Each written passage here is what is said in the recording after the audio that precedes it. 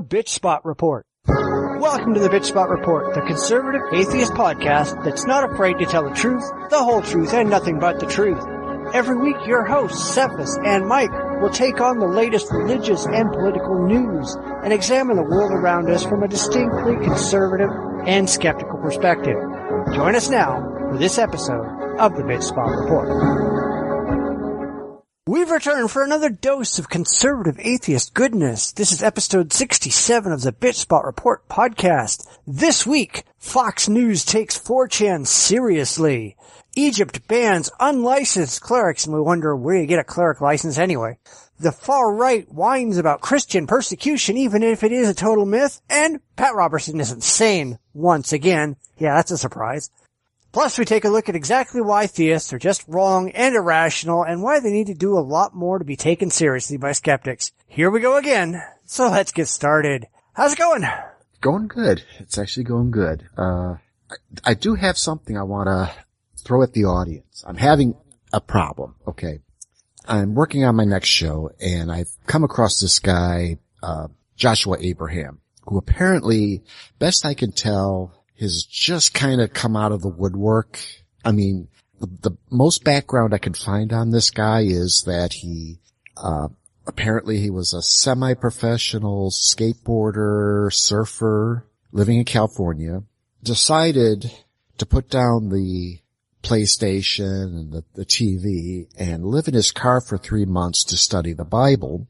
And now is this really rabid, Illuminati conspiracy, Satan taking over the world, all that kind of stuff. I think I've talked about him before. He's just a total nutcase. I mean, he makes Pat Robertson look sane. That's saying a lot. Yes. And the thing is, he quotes this study by a Russian scientist where the way he explains it, and I'm getting this from Coast to Coast AM show, he talks about this, that a scientist did an experiment with DNA where if I remember exactly the order, they draw a vacuum, put in DNA, add molecules to that vacuum. The molecules latch up with the DNA. They take away the vacuum, turn the vacuum back on, or they take away the vacuum, pulls the DNA out, restores the vacuum, and the molecules remain in place, these extra molecules. And that's supposed to be evidence for God. Okay. Yeah, okay. So, I went looking for this study, just to see if there was something out there. A scientist did something with some DNA and playing around with it. Could be just something benign or some type of, a standard experiment. It could be a hoax. And I'm beginning to think it is because I can't find anything on it. I could find stuff on talking to DNA to change it. Everything I find, DNA, I did searches on DNA experiment, proof of God. And I keep coming up with these, you could talk to DNA, you can do certain things with DNA, and it all proves that God exists, that science is proving God exists. Sure it is. Yeah. And I really like to find this study because if there is a study, what it is, I'm kind of convinced that there isn't a study. But if anyone has heard of this or know where to find it or any ideas, shoot it my way. I would be very, very appreciative. Yeah, so anybody who knows, either you can post it as a comment on this episode, or you can shoot it to the email, and I'll make sure he gets it, or whatever. Yep. Or feedback at mikebowler.com. And, yeah, whatever works. Whatever works best for you. I really would appreciate trying to find this because it makes no sense. This guy makes really no sense at all anyhow. Everything is, Satan controls the world right now, and it's up to good Christians who've rejected science and all this stuff to save the world. That seems to be his goal in life, and he's just a nutcase. He's been out in the sun too long living in his car, and maybe he should have put down the crack pipe a few times before. Because this guy's out there, and actually I think the only way he gets credibility is because his father was another nutcase he was actually a much more saner nutcase. I forget it's Abraham. He's a co-author of a book, None Dare Call It Conspiracy. This is almost like one of those classic books of the Illuminati conspiracy. In that book, it's mostly how these Jewish bankers are controlling the dollar and gold and all that kind of stuff to take over the world, but nothing religious in it. This kid has taken the further deep end, and from what I've been able to glean about this guy, he learned his Bible in 3 months. I mean, I think Pat Robertson probably spent years studying the Bible, and he probably, he's probably better at it. And yeah, like I said, this guy's way out there, and I really like to figure out, I mean, I know it's all bullshit, but I'd like to be able to, prove it as bullshit. Yeah.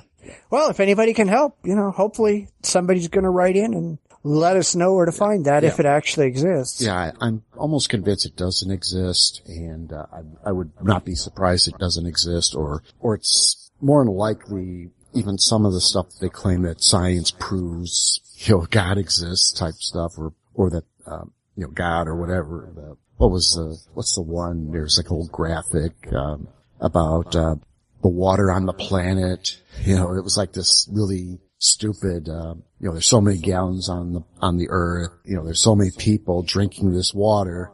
There's some weird math and says that there shouldn't be any water anymore. So God has been replacing the water. So, God exists, These people don't realize that the water comes out the other end again, do they? Apparently not. Yeah. So, yeah. And that's really the fun part about all this. You get the craziest of the crazies.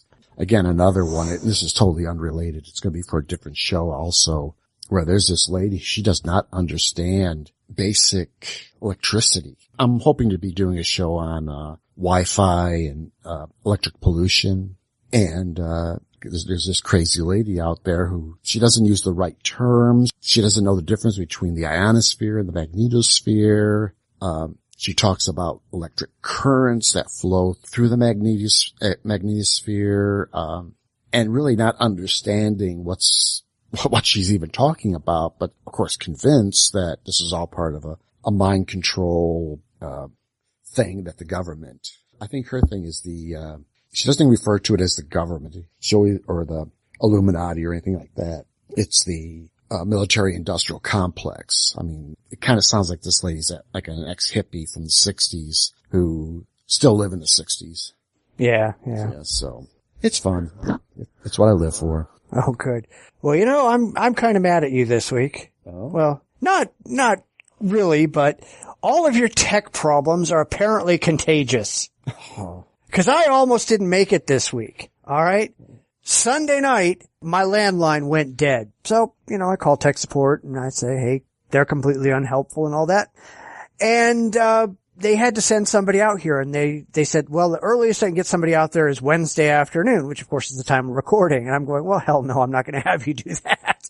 We'll miss the show. So I convinced them to send somebody out yesterday, and they ended up having to replace just about every goddamn piece of technology in the house because I had no internet, I had no phones, I had no TV, I had no nothing for about a day and a half.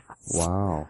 Really effing sucked. And it's really sad when you have no internet and you just walk around and don't know what the hell to do with yourself. When the power goes out and there's no TV, no anything, and of course I've got the Kindle so I can fire it up, so I got something. Yeah, but you can't because it's not online. Right. If you have no internet, you have no internet, and most of those are just useless. You don't realize how important it is till it's gone. Cause I just walk around and go, hey, no, I can't. But I can't do that either. Damn. Well, it's like, right. Well, I gotta go buy something. Let me get online and go look at, no, can't do that. Shit. Yeah. I need to get on Amazon. No. All right. Well, what do I do? Yeah. Fortunately, I got a ton of books. So, I mean, real paper stuff. So. Well, no, I have shit tons of ebooks, and they don't require the internet. They've already got downloaded, so I just load them on my tablet and off I go. But God, that sucked. Yeah. But now I have pretty much brand new everything. Replaced my router, replaced the set-top box on my TV. Everything is new, so hopefully I won't have any problems for a while. Yeah. But God, that was a pain in the ass. Yeah. Yeah, I don't know. Fortunately, I've been lucky at home. Comcast has actually been good in our area. I know there's people who'll say Comcast sucks, but, where I live, it's been pretty good. It stays up. I do have some issues with, the cable water getting into it for some reason, but, you set the time, they come out, they fix it real quick, and away they go. Everything's good. So, I mean, like I said, I'm lucky on that front. Yeah, we usually don't have any problems. The only problem I have been having is that my equipment is old. You know, it was the first generation stuff when they just rolled out FiOS. And so I had a first generation router. They had to come out and replace the battery in my system that hadn't been replaced in 5 years. So, you know, it's not surprising that everything was kind of falling apart. Right. But God, everything. I lost everything within the span of a month. Had to replace the router, had to replace the set-top box, had to replace the battery, had to replace everything. And it just catastrophically just rolled. Yeah. So that was kind of sad, but they were fast. I mean, it took the guy like 3 hours to hunt down all the damn problems, but hey, it's fixed now. Yeah. Well, hopefully it'll work better than this hotel Wi-Fi. I'm still keeping my fingers crossed it's going to hold together. I still got good bars, so I think we're good for a show. Yeah. Well, I mean, the last thing I wanted to say before we get on to the regular show, there was kind of a feel-good moment that came up this week. I was involved in a thread on a Google Plus atheism community, and somebody asked if atheists could belong to the Republican Party. And there was a bunch of liberals who came on and said, no, atheists can't be conservatives, yeah. So I had to jump in and I said, yeah, I'm a conservative. And not only am I a conservative, I run a podcast and a blog based around being an atheist conservative. And I pointed out that the GOP really is made up of religious Southern ex-Democrats that are just as liberal as the Democratic Party. And then I had a whole bunch of people jump in and go, hey, yeah, that's right. I'm conservative too. And they're all running around going, God, wasn't Barry Goldwater great? Wow. God, it's nice to see that. Excellent. Yeah. Excellent. Yeah. There's more of us out there. Yeah. You know, cause it is a weird world we run in, I guess, because I was about ready to sort of go off on a buddy of mine because, immediately it was conservatives and, since, I forget what the message was, but I go, you know, I'm going to hold my tongue, you know, it's not worth, but you know, it was like, it's always this, conservative, Republicans or whatever always that. And it's like, well, you know, you're not really getting the full picture here. I mean, you're complaining about these neocons who are, these religious right neocons. These are not conservatives. These are pretty much, like you said, these are Bible thumping ex-Southern Democrats. And it kind of gnaws at me a little bit, but I'm like, you know what? I mean, this is, you know, a lot of times I won't go jump into the fight. I almost did on my buddy, but, because, you know, it's always, I forget what he was talking about. I think it had to do with Benghazi and why are the, you know, these conservative, Republicans going after whatever, you know, the crap that's going on with that. And it's like, or why are conservative, Republicans so into starting wars? And I'm like, I did say, but that's a bit of a loaded question, isn't it? You know, and, it totally confused him. So, and I think it derailed the conversation right off the bat. So. Yeah, I think a lot of people don't even know what the hell a conservative is. They think that the people running the GOP are conservatives, and they're just not. No. So, but that's the world we live in. Yeah, they get confused by big words, I guess. Yeah.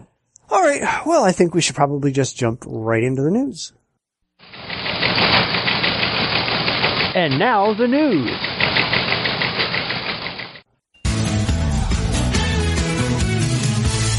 Well, it started out as a joke, but the hashtag End Father's Day is picking up steam with feminists online and with others in social media. Tweets like End Father's Day because it's a celebration of patriarchy and oppression have been popping up all over the place. Oh, well, let's bring in Susan Patton, a.k.a. the Princeton mom. She gained notoriety for imploring young women to lock down their future husbands while still in college. You remember this? We talked about this. Good morning. Thanks for being with us. What a pleasure to be here on Father's Day. Some of these tweets here is from Tasha. She wrote in, everyone knows we only need mothers. Why do we even need Father's Day? Fathers are useless. Hashtag End Father's Day. Oh, come on. Just useless? More of this nasty feminist rhetoric that they're not just interested in ending Father's Day. They're interested in ending men. That's really what they want.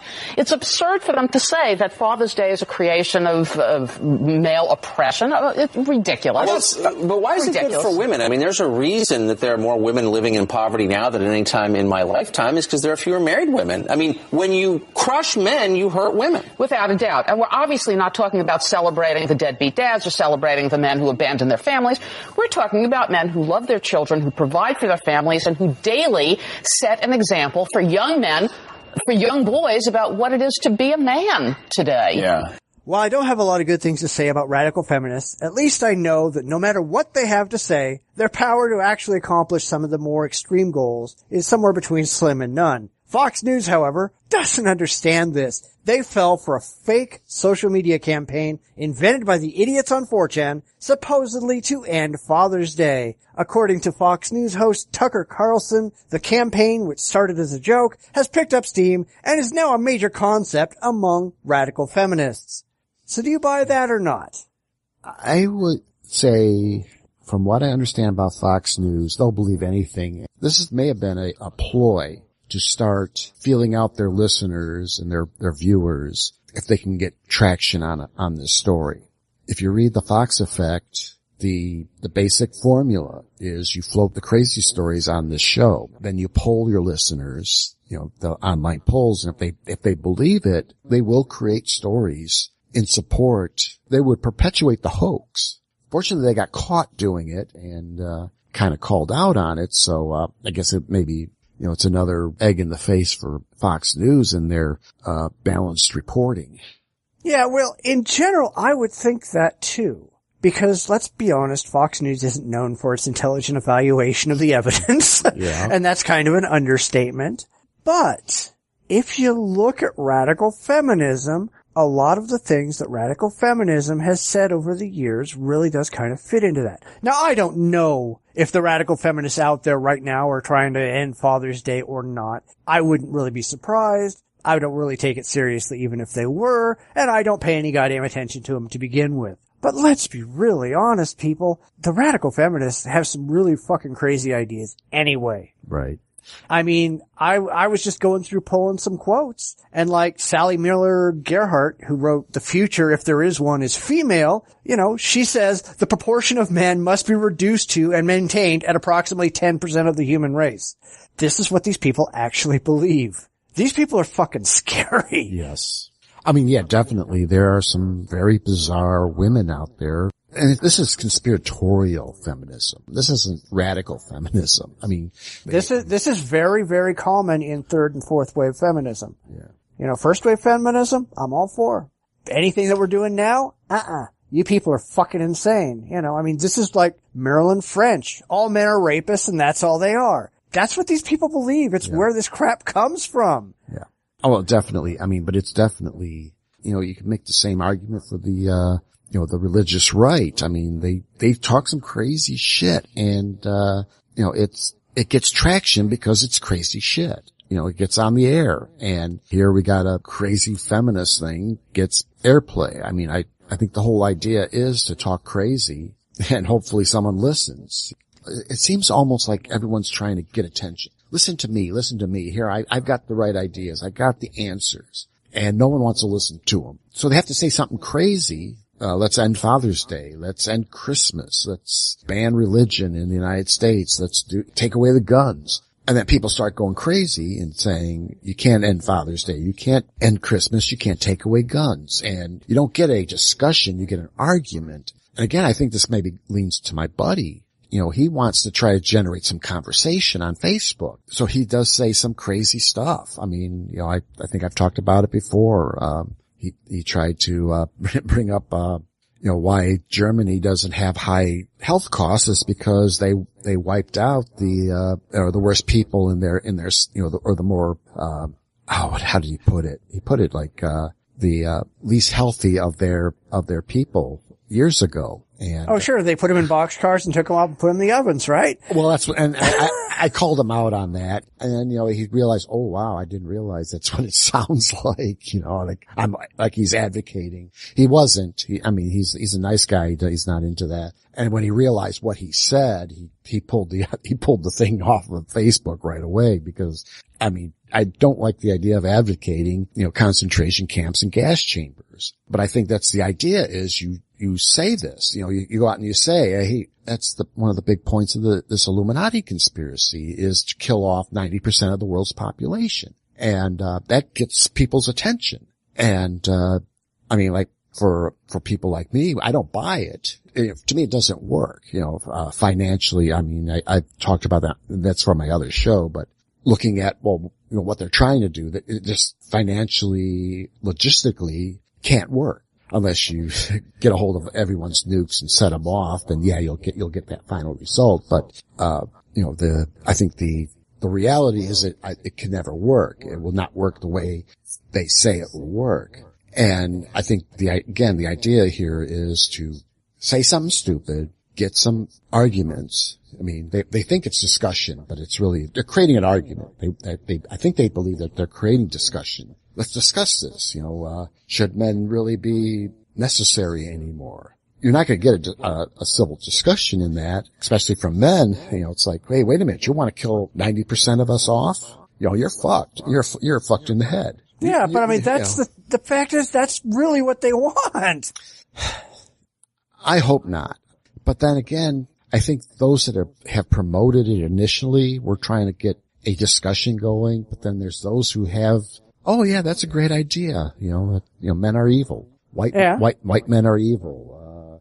You name it, they've pointed to all these things. So you get the crazies who buy into it. And, I would like to think that this is just, trying to generate a discussion on male-female relationship or gender roles or whatever.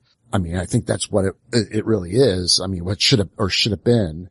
You can't get that discussion without creating a controversy, or at least some people think you got to generate a controversy. And, so you say this stuff, and there are people who disagree and people who will agree. And, unfortunately, there are those who, and I'm going to say that their mental, capabilities are compromised. Let's put it that way. And they will say, yeah, this is a good idea. Send all the men to the, gas chambers, and they'll be just perfectly happy. And it's just the way I see it.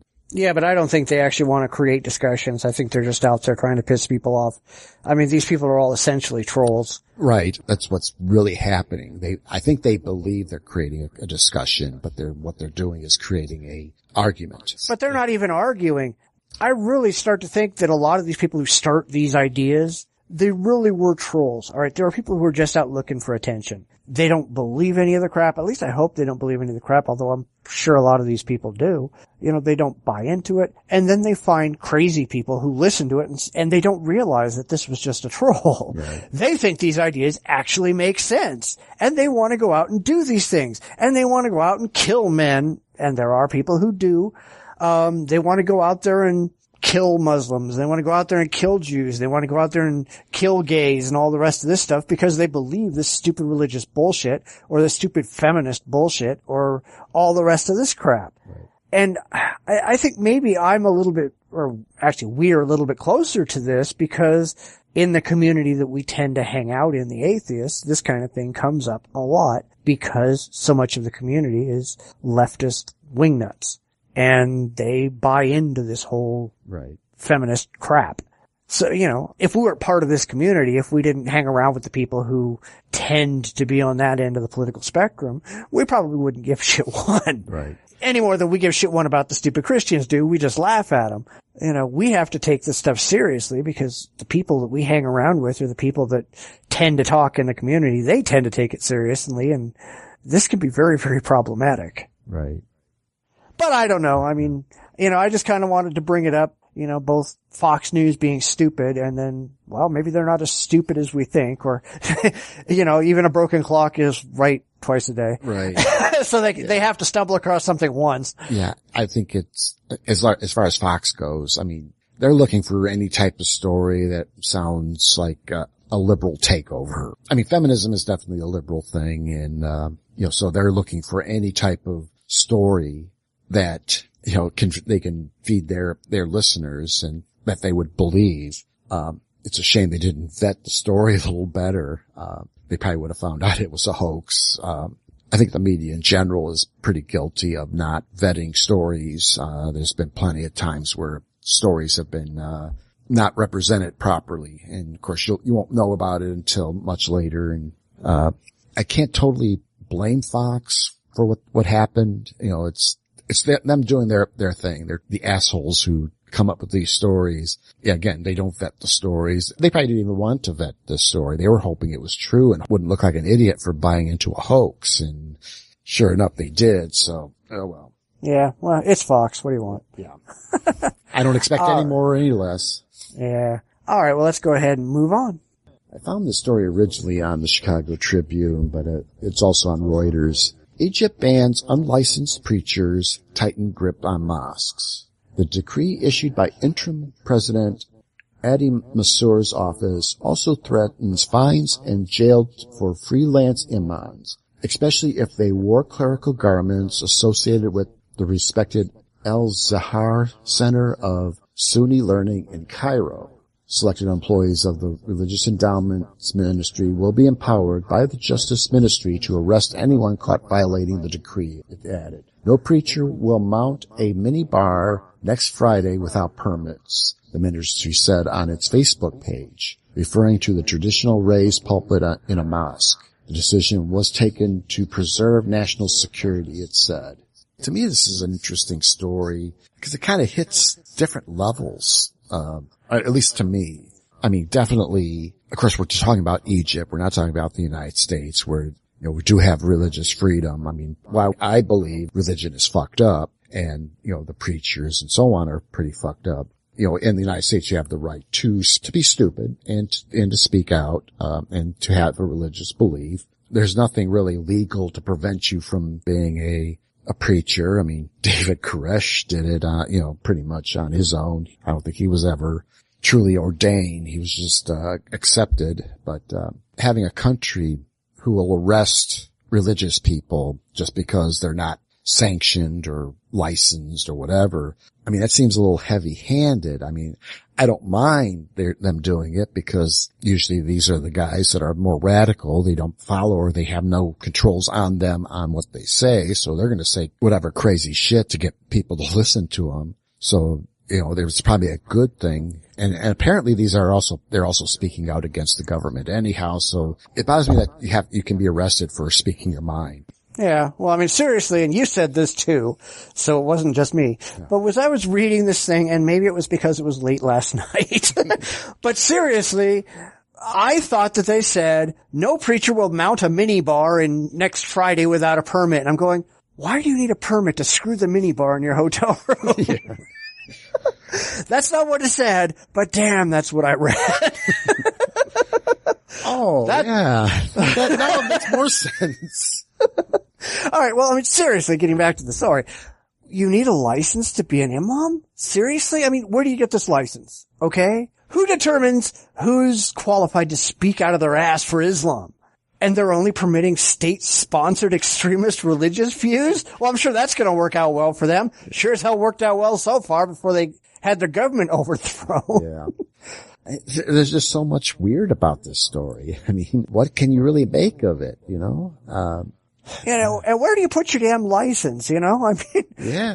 Does a cop to roll up to you while you're talking on the street corner and card you or something? Probably, or, I don't know, get it tattooed to your forehead? I don't know. Yeah. Well, if you were, I was going to say if you were a woman, you couldn't do that because they'd never see it, but of course they don't allow women, so it doesn't really matter, does it? Right. Yeah, I don't know. Yeah. I mean, wear it on a lanyard around your neck. I don't know. Yeah. Tape it to your soapbox that you stand on talking. And maybe it's just me because having to be licensed. I mean, I am the official representative of the local imaginary friend in the sky. You're right. It's so, I don't know if it's all wrong either. It's like, maybe it's a good idea we license, these guys, make them pay a license fee based on their, income, maybe we can get some of this tax money back or get some money out of these guys. Yeah. I mean, or something, but, of course in the United States, you run a religion, you got a free ride and, no one questions you, unless you don't speak the word of Jesus Christ, then you get, firebombed or whatever, or, they fight you tooth and nail to build your mosque or synagogue, I think I get what is going on in Egypt because it is are they actually officially Muslim? Well, they were when the Brotherhood was still around. I don't know if they are now. I mean, I think in practice they are just because everybody there's Muslim. Right. I mean, yeah, it's like a Muslim nation, but I'm just curious. I'm not a total expert. I know there's different sects and they're all in different, levels of crazy. Let's put it that way. So, trying to prevent one group from speaking or whatever, that could be it. And, there just seems like so much wrong. I mean, there's so much wrong with this, what's going on there. And, I mean, free speech is probably never a big issue over there, or, I mean, I'm sure it was, but, once the new government took over, we gotta control free speech because you might, incite, another revolution. Yeah, well, this is what happens when you allow religion to take over the government. Every single country where we see this happening, it's always a mess. It's always a mess. Right. But I'll leave it at that because there's just so much wrong with everything that has been said in this article. I mean, I would love to see religion go away, but you know what? I'm more than happy if they're there, let them talk, because theoretically, I mean, my opinion, the more they talk, and they'll talk stupid, and hopefully enough people realize that, hey, they're talking stupid, and then maybe get away from it, let the religion die. Yeah, but that's not going to happen over there because not only are they stupid, but you cannot speak out against them because you break the blasphemy laws. Right. And then if you stop believing it, if you leave Islam, they kill you. Right.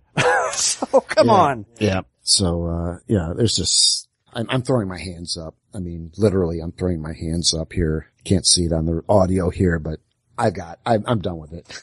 Yeah. Islam is just stupid. We got that. Yeah. All right. Well, then let's go ahead and move on. Has anyone who has listened to our show for long, or just about any other secular-based show that discusses religion, they realize that there's a lot of Christians out there who are convinced that they're being persecuted just because others dare to doubt that their beliefs are true. A recent report, however, shows that nothing could be further from the truth, that their claims of persecution are simply anecdotes, usually torn out of context, that do not represent a widespread trend. In other words, it's a bunch of Christians running around like Chicken Little screaming that the sky is falling when nothing could be further than the truth. Now, this is something we've talked about before, and we've said, guys, you're just full of shit. Now we have proof that they're full of shit. Yes. Yeah. Well, we got proof, but, tell it to them. But they don't want to hear it. And they don't want to hear it, yeah. And we had the perfect example last week when we did the story about the mosque in Tennessee, where the Christians were claiming that the very existence of a Muslim mosque was an attack on Christianity, so the Christians were going to make sure that the Muslims didn't have a mosque at all. They're just totally blind to the complete hypocrisy of all this. Oh, yeah. I mean, there's not much to argue here because they're not getting it. I mean, they're really not getting it. I mean, it's staring them in the face, and they don't want to accept the reality that, the stuff that's coming out of their mouths is bullshit. I mean, whether it be talking about their belief in God is bullshit. But then they go, well, see, like I'm always, like, again, I'd like to think I'm happy to let them run their mouths. Because really, if you're not seeing how stupid these people talk, then there's no hope for you. That would be my cutoff point. If you would actually listen to these people, when they talk about, well, like, Colorado, and, when they passed not the pass, but they lost that case, that the guy couldn't discriminate against gay wedding cake. And they argue that this is oppressing their religion. No, you violated someone's civil rights. I mean, there's nothing illegal about two gay people can get married, and you decide not to do something because you disagree with it. It's just the stupidity. And now they're saying that siding with the gay couple, it's oppressing your beliefs. I'm like, dude, you just sat there trying to oppress someone else's beliefs, and now you lost because you had no clue how the Constitution works. And now you're saying you're being persecuted because do these people even hear what they're saying? They don't. Apparently they don't, because it's the same thing over and over again. That with the sticker in Mississippi, we cater to all kinds, it's like, and calling that, being oppressed. No, these people are saying, we will take care of anybody. Come on in. We don't discriminate against anybody. If your store don't have that sticker, and you won't put it on there because you want to discriminate against gays, there's other people who will side with gay people. They'll go to a store that will, and support, and they're supporting with their dollars, and people just don't get it. They think that they're being persecuted. No, you're being ostracized. You're being called out for what you are. You're a hypocritical asshole, and you're getting what you deserve. Right. I mean, they don't want anybody to oppress their religious rights, but they've got no problem oppressing everybody else's religious rights. Yeah. Right. And then when they're told that you can't oppress other people's rights, you're oppressing their rights. It's the circular argument almost. It's just, or what, I don't know what you would call the argument, but it's like, no matter what, we're the people being picked on. And, no, you're not. You're being assholes, and you're not understanding how the real world works. Yeah, well, I mean, they claim this is a culture war, but in reality, it's their culture declaring war on everybody else. Yeah. They don't want equality. They don't want equal opportunity for everyone. They want to run the show. And anybody suggesting they don't get to tell everybody else what to do, well, they get to scream oppression. Yeah. It's like, you guys just don't fucking get it. You're a bunch of hypocritical assholes, and people are finally going, you're a bunch of hypocritical assholes. We don't want to have to deal with you, and we don't want to have to deal with you trying to run the show for everybody else. And they're going, well, we have a right to run the show. No, you don't. Fuck you. I don't know. I mean, this stuff keeps getting proven over and over and over again that these people are just talking out of their asses, but it doesn't stop them. This study won't stop them. No. They won't care. No, they're just going to keep crying wolf, and they'll find a flaw in it, and it says, oh yeah, but see, it was done by a liberal group, so yeah, we can't trust that. It's like, I'm just guessing. They'll find some excuse. Oh yeah, we don't have to believe it. They'll go on, and there'll be something else. I mean, we've got an election coming up, so I'm going to say we're going to see quite a collection of stupidity. I think we're going to see more before we see less. Oh yeah. Well, until people stop taking this religious crap seriously, it's going to continue to be the stupid show. Yeah. Well, all right. Why don't we go ahead and finish up your last story? All right. Yes. Right. All right. A viewer writes, whenever my parents fight, my dad threatens my mom with his gun. Fortunately, this now means nothing to my mom, and she never goes nuts about it. She's very calm. But as a child, I get nervous and worried when this happens. Even my younger brother saw the incident. What should we do about it and him? Well, again, you don't want to get your father busted, but you could. Might be what he needs. Well, misuse of a firearm, but you ought to go to your mother and say, Mom, this thing is scaring me, and I will ask you, please, to get my father to have some help.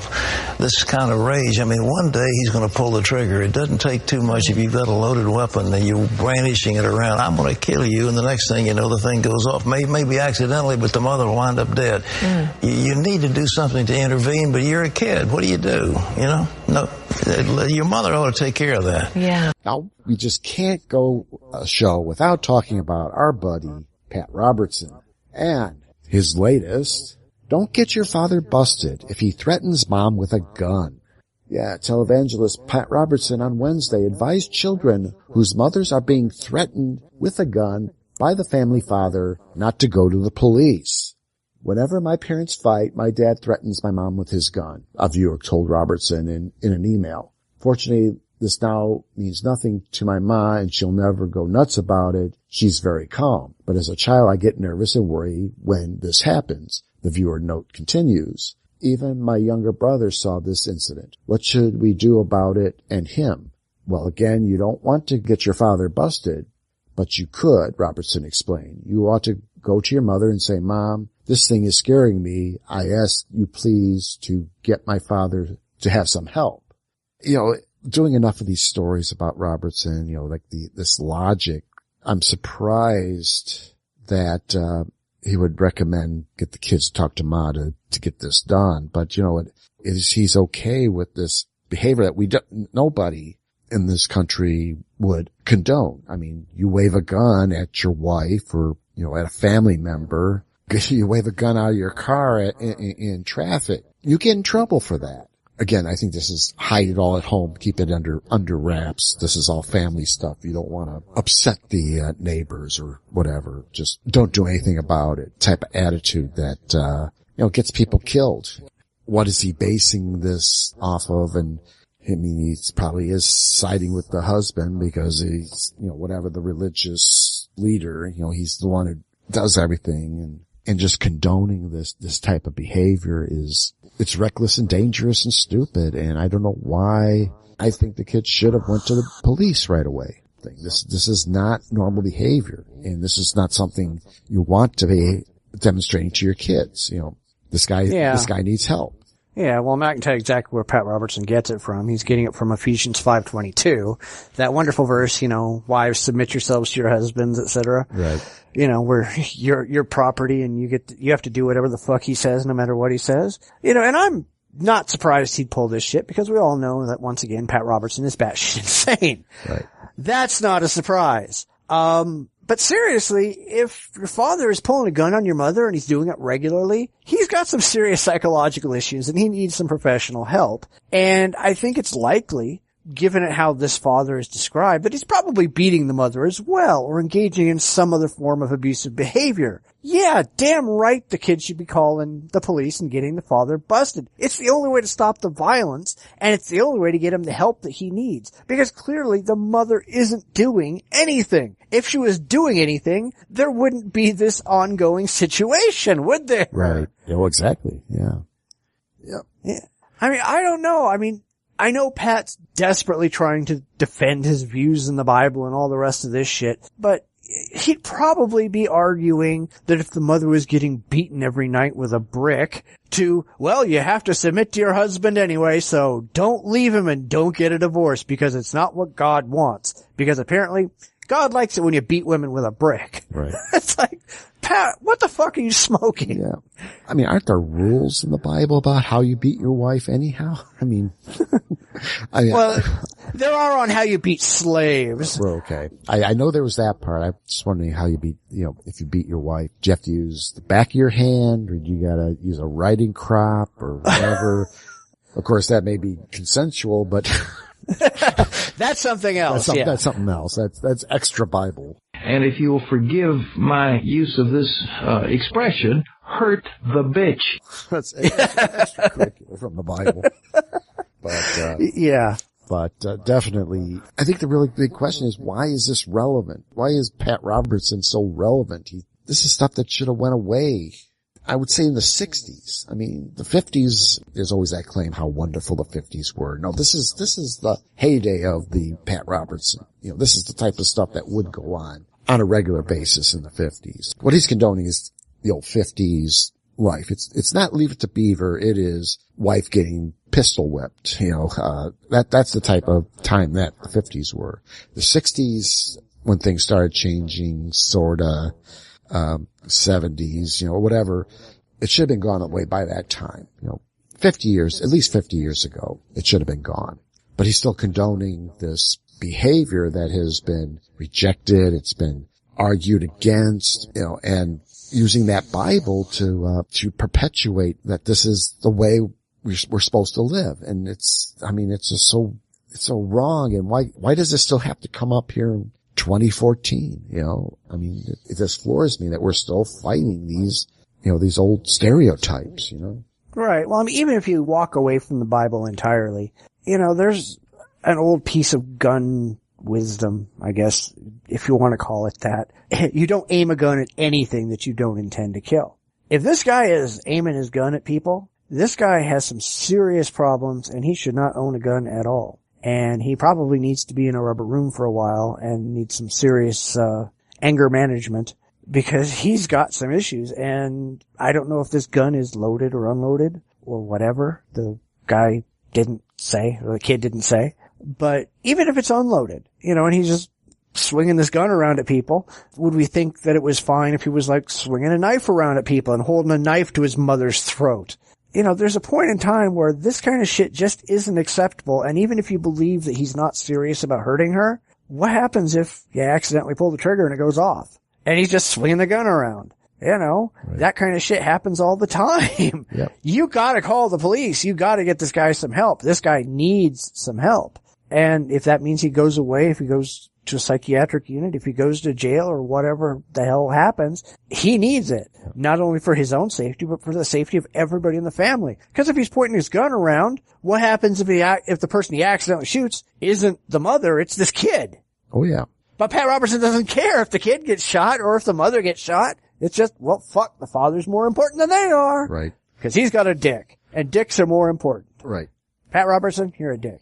I don't know what else to say. But he's not that important. Well, that's true, but we've known that for a long time.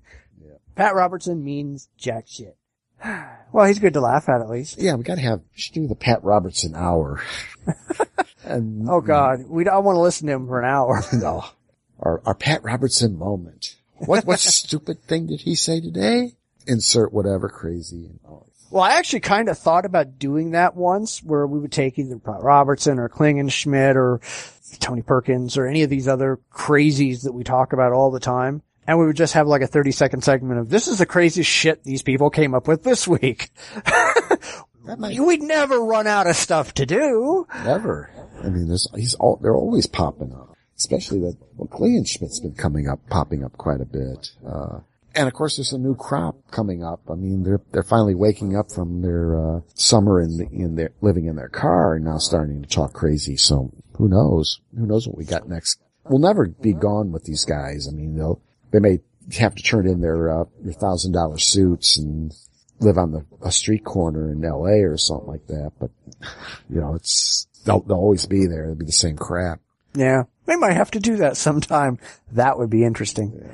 Well, then let's do some main events. All right. This is the main event. I know this is something that, at best, we have a very limited discussion on because it's such a massive topic and we have so little time to cover it.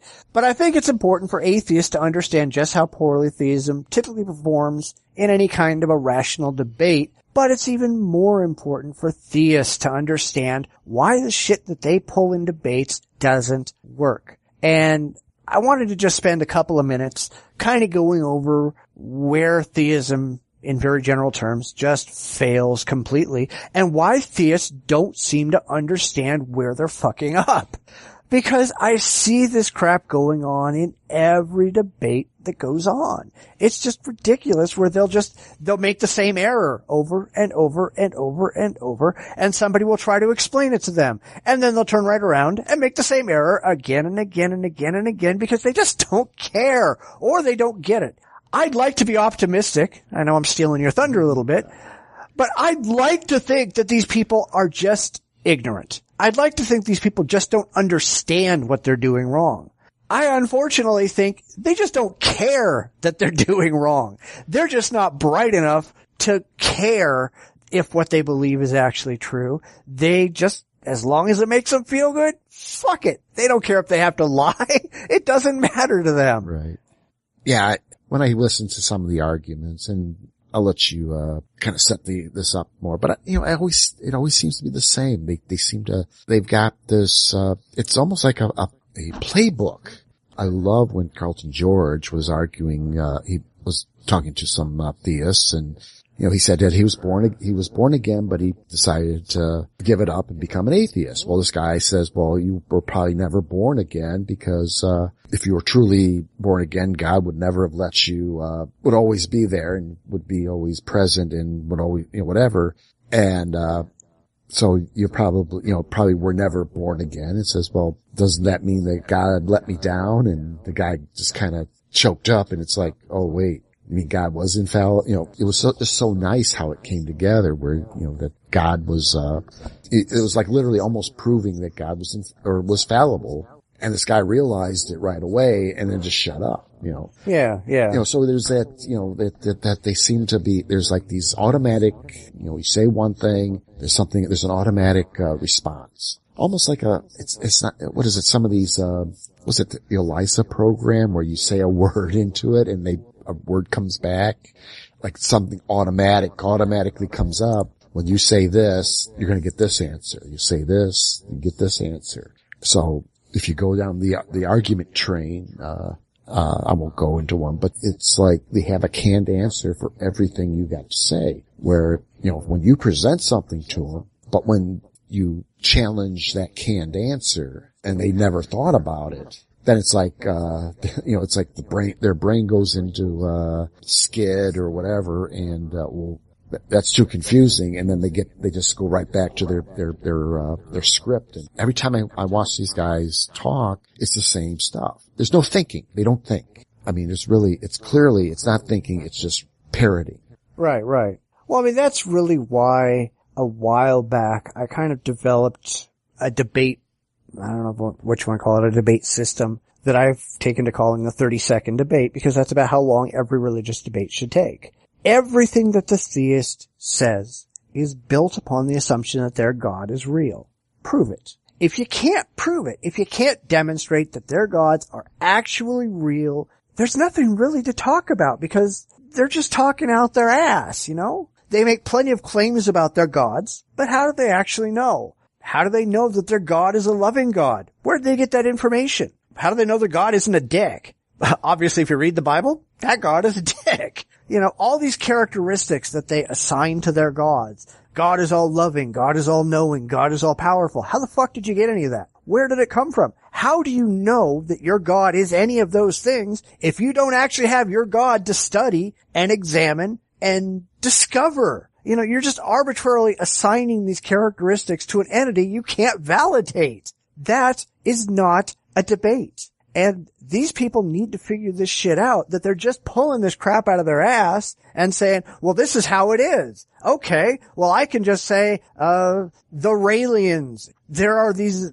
aliens that are running the government, and I can just randomly assign any characteristic to them I want. And the fact that I can't produce one to show that any of those characteristics are actually true, well, that doesn't mean anything, because fuck, I just get to make shit up if I want to and proclaim it on faith. That's not how a debate works. That's why religion fails. That was perfect. I like that. Can't really add to that, to be honest. Okay. Well, I mean, I've got lots more. But, you know, because theists can't provide any evidence for the existence of the God, if you look at most modern apologetics, they've turned to philosophical apologetics, especially people like William Lane Craig and et cetera, et cetera. They're not actually arguing, here's how I know my God is real. They're trying to define their gods into existence through all of these different ploys, the Kalam cosmological argument, et cetera, et cetera. But these don't actually prove anything. This is just philosophical masturbation. It doesn't actually prove that anything is true. I could take the exact same arguments that they're using, change it from God to unicorns or leprechauns, and have the same argument that has the same validity that theirs does. But they won't acknowledge that. And I think it's funny that when you point that out to theists, they get really, really upset. They get personally offended when you compare their God to leprechauns or Bigfoot or whatever. Because I think somewhere in the back of their tiny little brains, they realize that, holy shit, they're right. They just caught me. Fuck, what do I do now? Right. Yeah. I mean, well, on the philosophical level, when Neil deGrasse Tyson, he was critical of philosophy even in science. Philosophy doesn't contribute to real science. I mean, it contributes to the methods, or the methodology. Philosophy does not produce answers. It just produces ways of thinking. I think that's what they're trying to do is, or at least if I'm understanding you correctly, is that what they want to do is create a train of thought to make it real. You try to adjust the world enough so that you can say, well, this God is real because, and here's my argument, from a philosophical aspect. I'm trying to avoid saying from the Bible, because that seems to be their starting point. I mean, it's always a fallback to the Bible. So if, God is real because he presented himself as a flame to Moses, or God walked with Adam and Eve, or God, sent angels. So, I'll make an argument here that because God is creating fire to talk through, or sending these angels to Lot to warn him about destruction of Sodom and Gomorrah, when he sends, messengers, and they send, all this stuff, that implies that there's some force causing this to happen, which means it has to be something real, so God is real. Yeah, but the problem is they're just assuming that the things that appear in the Bible are actually true, and they haven't demonstrated any of it. It's like somebody saying, hey, I have absolute faith that the Harry Potter books actually happened, and they're the inerrant word of J.K. Rowling. Okay, prove it. I'm not interested in what you assert. I'm interested in what you can demonstrate. And these people can't actually demonstrate any of this stuff. They just think, hey, this is something that appeals to me emotionally. Let's go with it. But by, using the biblical writings and that describes these things and trying to build a philosophy to make God real. I mean, am I getting it right? Does that sound right? Yeah. I mean, what you said before about philosophy not giving answers, you're absolutely right there. Philosophy is more for giving questions. But theists, not having any other way to generate answers, they're using it to say, okay, we're going to put this sequence of claims and axioms and conclusions into this correct syllogistic format, and therefore we've proven God. Well, no, you haven't actually proven anything. You've just proven that you can string a bunch of statements together and draw a conclusion from those statements. Just because you're in the right format doesn't mean that your conclusions are actually correct. It just means that you managed to make it in the correct format. That's the problem, is that they have no other way to actually make a point, so they're just out there fapping in the corner with their philosophy, thinking, hey, this is just as good as science. No, it's not. Sorry. Philosophy is not as good as science. That's what Tyson and a lot of other scientists have said, that it just does not produce the same demonstrable results as science does. It might help you think about things more clearly. It might give you a way to ask better questions, but it does not produce demonstrable answers. It does not produce facts. It produces ideas. Ideas are not necessarily facts. And that's something that a lot of philosophers need to get through their heads. And it's something that a lot of these apologists need to figure out, because that's all they got. Right. Yeah, I agree with that 100%, because it just seems always like when I look at a conspiracy or whatever, I'm looking, I'm trying to do things like understanding where this person's coming from. I mean, I'm going off on this Joshua Abraham guy because he is a nutcase, but he's so convinced that Satan is actually ruling the world. Satan controls the Catholic Church, according to him, and of course his proof is the alien shapeshifters that run the governments all bow to the Catholic Church and all that stuff. I don't know how he gets that. He puts these things together that really makes no sense. I am still struggling to figure out how is he coming up with this shit. I can understand really easier stuff, but where it's, I try not to go, I'm going off tangent here a little bit, but these these are ideas, they're thoughts, they're, thought experiments, whatever, trying to understand how this stuff comes together. It still doesn't, that just gives me a basis to say, now, here's the questions I need to ask. This is what's going to get me my answers. This guy's making the claim that Satan runs the Catholic Church. How do I prove or disprove that, Right. Besides the fact that, Satan is a figment of someone's twisted imagination, but, it's, how do I prove it? How do I disprove it? And that seems to be what, at least in the religious mind, they've got this, the Bible is like that, calling it philosophy. The Bible is their philosophy. It's not just, it's their books, it's their facts, and that's their philosophy built into it. I don't know if that's a good way of explaining it. That, cause then you don't have to go out and start thinking about how does the speed of light or the flow of electrons or, things like that interfere, because I got the Bible. I could draw all my thoughts, my ideas. I don't even have to, think outside that book. God created the universe and did all this and so on. So it's like, I don't need to worry about E equal MC squared or E equals I times R or, whatever. Yeah. Well, that plays into something else really important, and that is theists need to be able to draw a direct causal link between their supposed God and the event that they claim that their God is supposed to have caused. And that works whether you're talking about the creation of the universe or God found my car keys. You need to actually show that X caused Y, which resulted in Z. They don't do that. That's a problem. You can only really do that by proving that their God is actually real, and then showing that their God actually performed specific actions which resulted in the end result. And they're incapable of doing that. Just saying God did it doesn't prove anything. Alright? It doesn't mean any more than saying leprechauns did it. How do you know that God did it? Faith doesn't prove anything.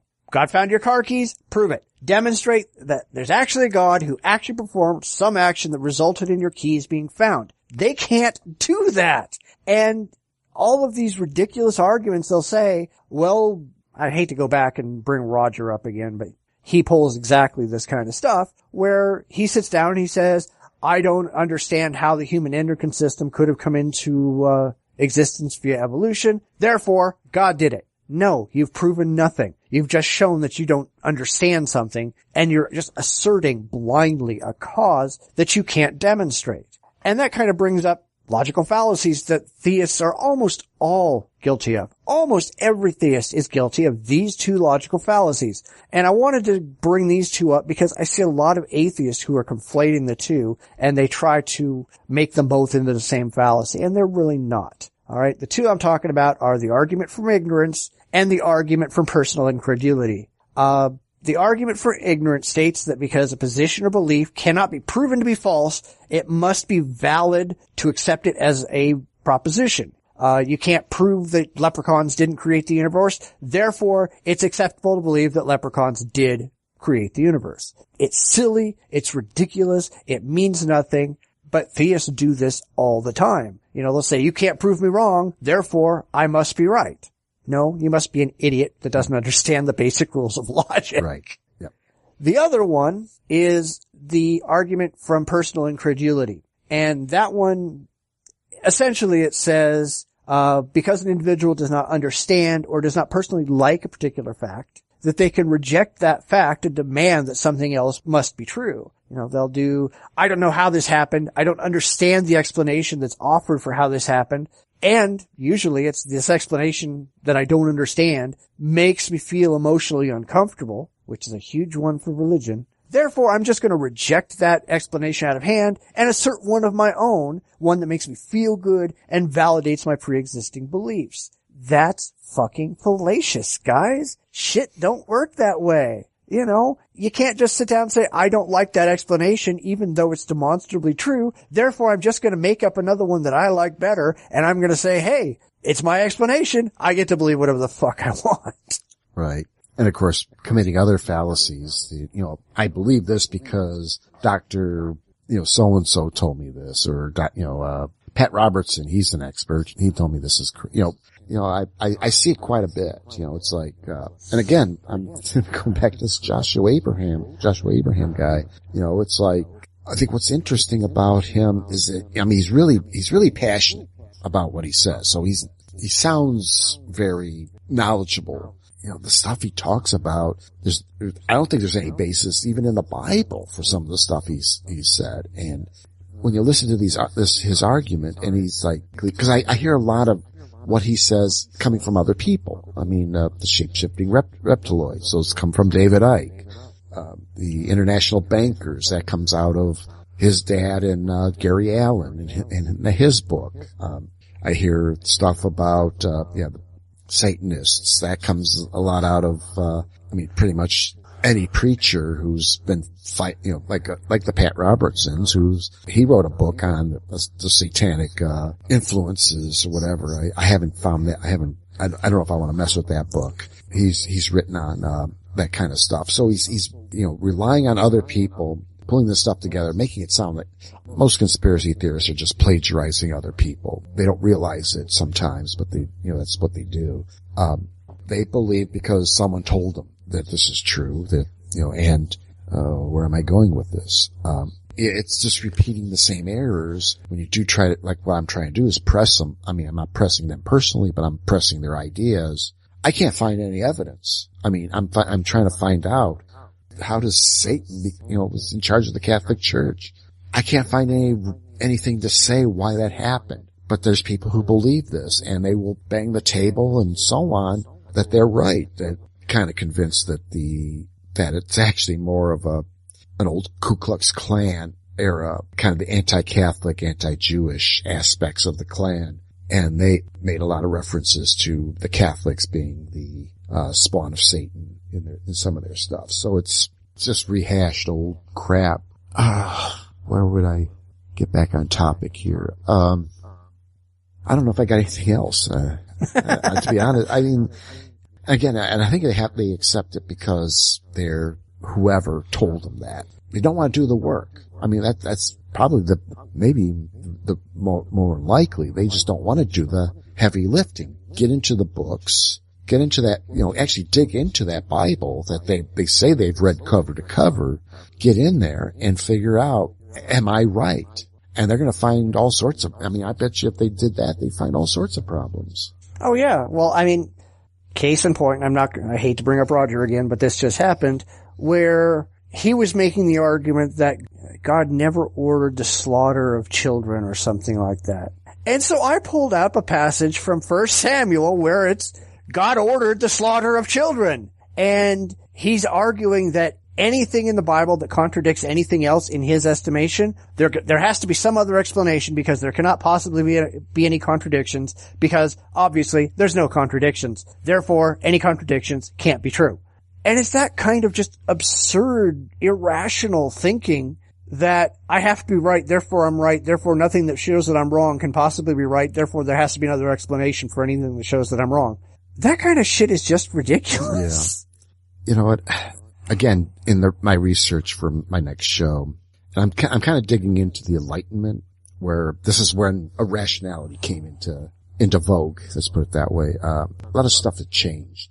I mean, science was being, it's to bring science, would get a boost, rationality, the rejection of superstition. I mean, this is really the time where people are starting to perhaps, begin to reject that there's witches and stuff like that. And there seems to be, and this is, I haven't really gone too deep into this, but there seems to be those that were even opposed to this idea, rationality, because there was this man's position in the universe and his position with God. This is a point when God started getting moved out of his position, basically, and almost equal with man. Instead of being above man, God is almost equal with man because I'm kind of lost if it had to do with science pushing our knowledge. Now that by the 1700s, we knew that we weren't the center of the universe. We weren't the center of the solar system.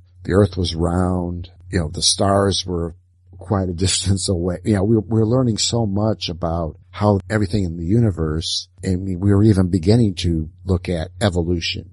Some of the earliest ideas on how life began on this planet began to be talked about. And people have been thinking about this for ages, and they're seeing things like shells inside of mountains, and they're finding all sorts of things, and they're starting to figure out that this planet isn't it wasn't 6,000 years old. It looks like it's much older. But there's always been this backlash to those thoughts because, a lot of the great philosophers, Sir David Hume was the big one, and I think Descartes might be in that group. Yeah, even Adam Smith. A lot of the stuff we know today really came out of this Enlightenment of the 1700s.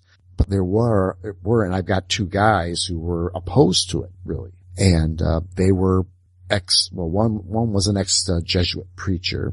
The other one was a physicist. And of course they were worried, they were one guy thought that the Illuminati caused the, French Revolution.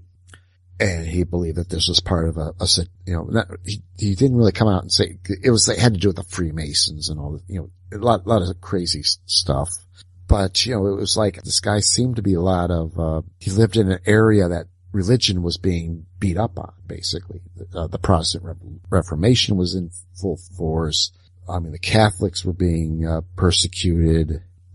Many of the Lutheran and, a lot of the Protestant religions were taking over, pushing out the Catholic religions. Methodists were coming online, or the early forms of those. Of course, you got the Church of England, who had already had already rejected Rome.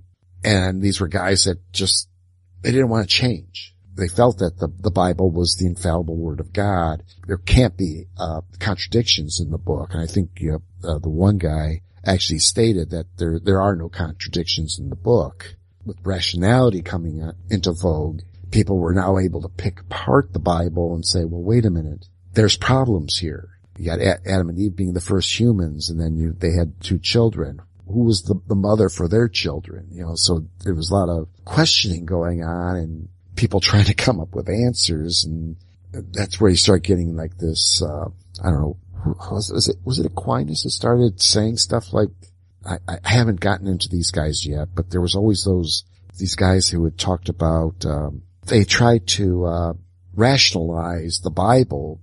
And yeah, well, I mean, a lot of if you start back in about that era, there was a fundamental change in a lot of Christian religions where they kind of realized that science and scientific thinking and scientific inquiry was potentially infringing on the space that they'd stuffed God into.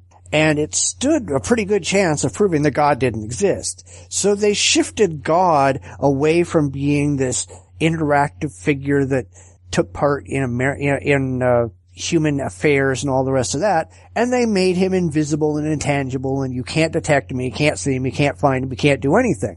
That's the kind of God that we see today.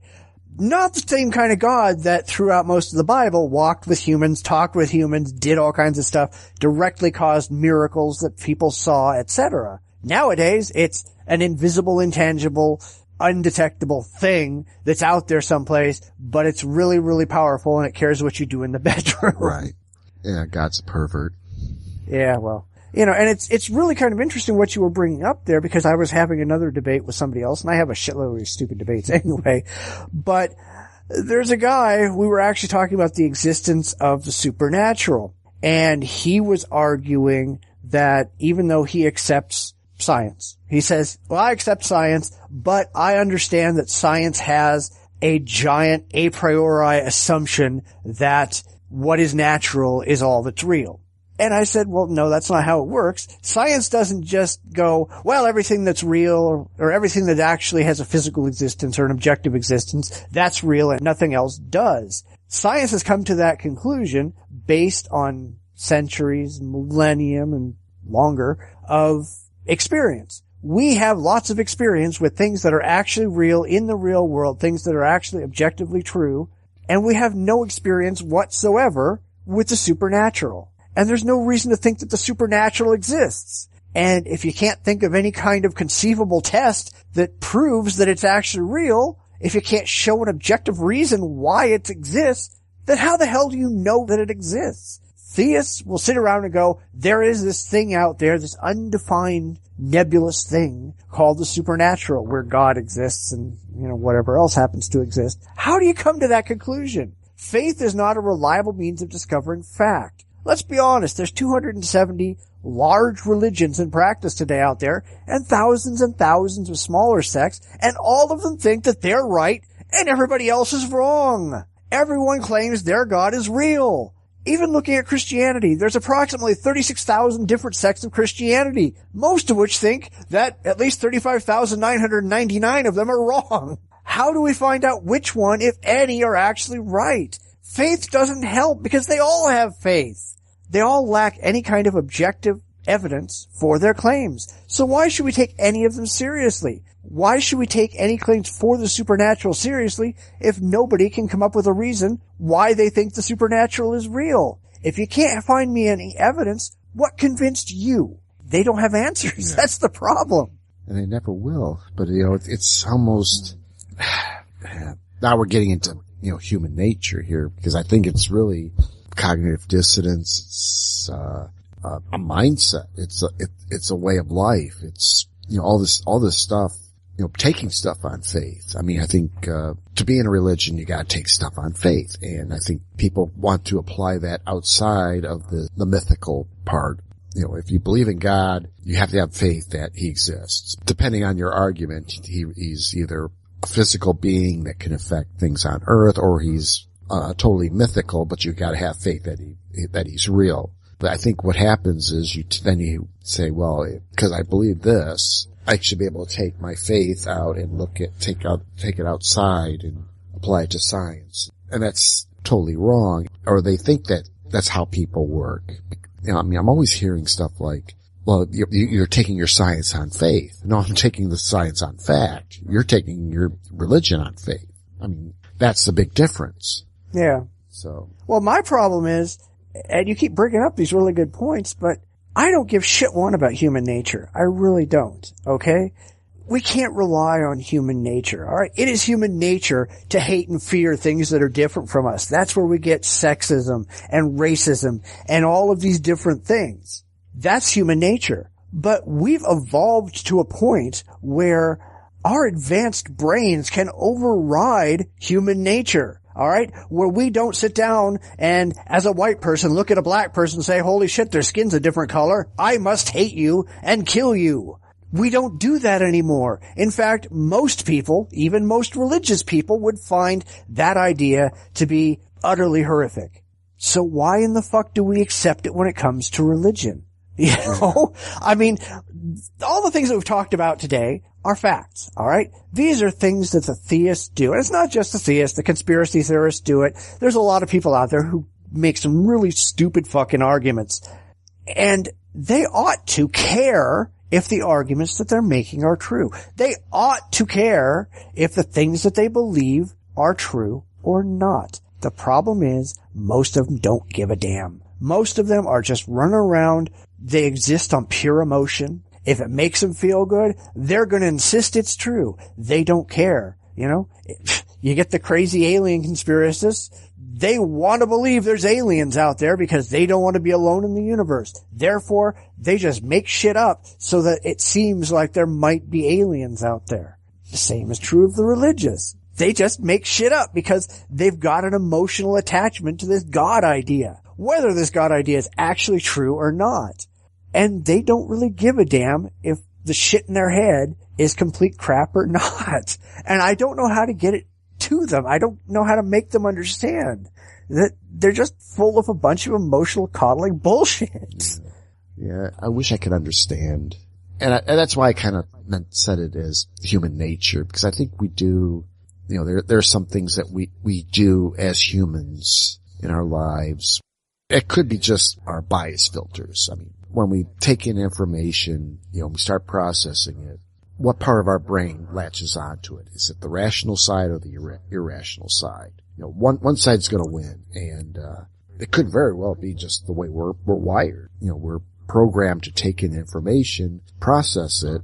Our brain goes through a debate. How does this fit? What does this mean? I'm looking at a computer screen. What is this saying to me? Or what is this doing? And what are these words? And you debate and you process it. And this is, of course, happening at the speed of light. And all of a sudden your brain decides, oh, I can believe this, or I disbelieve that. And the brain's happy, files it away.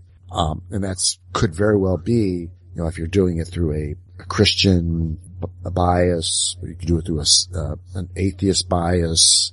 I mean, that's why I think we can read the same thing after Dover Kritzmiller. Both sides claimed victory. Yeah, it was a victory for our side. Yeah, it was clearly a victory for the teachers who wanted to keep creationism out of the school. But there was these people saying that it was a victory because it brought the argument to the public. Or he says, you know, it's like, dude, you lost. Your ideas are bullshit, and the court says that your ideas are bullshit. But you're claiming. I wanted to bring this up real quick, okay, just because you reminded me. But this is good news. In the UK, the courts have just ruled that it is illegal for any school in the UK to teach creationism. Period. Across the board. Why can't we be like them? At least someone gets it right. Why can't you? Yeah. I don't know. Yeah, but I mean, going back to the whole human nature thing, like I said, we have the ability to override our basic human nature. We do. You know, you and I have done it. We've proven that it can be done because we both came from a religious background where we used to buy into this bullshit. And then we changed. We pushed ourselves to change how we look at things, and now we look at things differently. We look at things rationally and with evidence and all of that. And so I don't think that the theists can sit down and say, well, we just can't do it any other way. Sure you can. Get off your ass and work on it. You know, you can, you just don't want to. And that's the operative word. You gotta work at it. You can't just fall back. I mean, because it always sounds like they fall back on that Bible. They're not opening the Bible and saying, oh, wait a minute, that's what that verse said, or, it always seems like they do the fallback. They don't do the study. I mean, I've seen on, theist sites, when you're debating atheists, they know the Bible better than you do. You better brush up. It's like, okay, I mean, that says something. It's saying that you need to understand your Bible. You better read it before you go debating these people, because they know it better than you. That tells me that they don't read it. They either don't read it, or they've bought into what's been told to them that the Bible means. I bet you they never looked at the Bible to learn it and take it and say, here's the Bible. I'm going to start with chapter, Genesis 1, verse 1, and start from there and start reading and try to learn it themselves or understand it themselves. They've taken it from people who for years have said, this verse means this and this verse means this, and, the God of love, here's the verses. They'll tell you where to look. That's fine. I mean, that's the Cliff Note version of the Bible. When I do work on a conspiracy, I'll take the conspiracy, I'll look at it, and here's some points, here, and then I go to each point and say, okay, why do they believe this? And I try to find out. I find the words, the words they use. That's why I talk about the Enlightenment and the Illuminati. I started looking at the words and looking up what they mean and understanding what does Illuminati mean? What is this age of reason? What's the age of enlightenment? Why, and trying to understand what was being thought, and trying to just understand what is there. I don't think these people, those who cling to the Bible and cling to religion, I don't think they've ever done that. They'll get a list of talking points, and they'll probably have a verse to go with it. They don't use the Bible as textbook. They use it as like an encyclopedia or as a dictionary. Yeah, but they're not the only ones, and we know it because we talk about those exact same people who exist within the atheist community, mostly like the Atheism Plus people, who, let's be really honest, when it comes to their atheism, they might be very rational people. They might be able to understand all the talking points that we've been going over in this segment. But when it comes to other things, they're just as religious as the religious. They use all of the same fallacies, the same irrationalities, the same faith that the religious do when it comes to feminism, when it comes to racism, when it comes to liberal talking points, when it comes to all these different things. They don't have the ability to step back and say, hey, this is bullshit. Or they don't have the ability to step back and say, hey, I'm going to look at these claims that I believe or these ideas that I believe, and I'm going to find out if they're actually valid. They cling to them emotionally the exact same way that the religious cling to their beliefs about God and Jesus and Vishnu and Allah and whatever the fuck. It's the same damn thing. And these are coming from people who claim to be rational, but clearly they're only rational about a specific subset of their overall beliefs. They may be rational with regards to religion, but when it comes to their political beliefs, they're anything but. Either they can't do it or they don't want to do it. And I think it's more don't want to do it because that means work. Because, I mean, I'm brutally honest. That book is really messed up to read. It's really, it's tough to read. And, it's not like it's written in American English. Some of the words you may not get. So I think a lot of people just won't make the effort to, or even understand what the words mean, or because how the sentences, how things are structured in it. There's a lot to the Bible than just words and pictures. Yeah, well, most of them just don't care, and that's the problem. Right. They've got an emotional investment in a specific type of belief, and they don't give a crap what the Bible says. It doesn't matter to them. They don't give a crap whether their beliefs are true. It doesn't matter to them. They just care that holding this belief gives them some kind of an emotional good feeling, and therefore they continue to hold that belief. And they don't give shit one whether it's true or not, but there's nothing anybody can say that's going to make them give up that belief because that makes them give up that feeling. And that's why these people are so entirely fucked up. Yeah.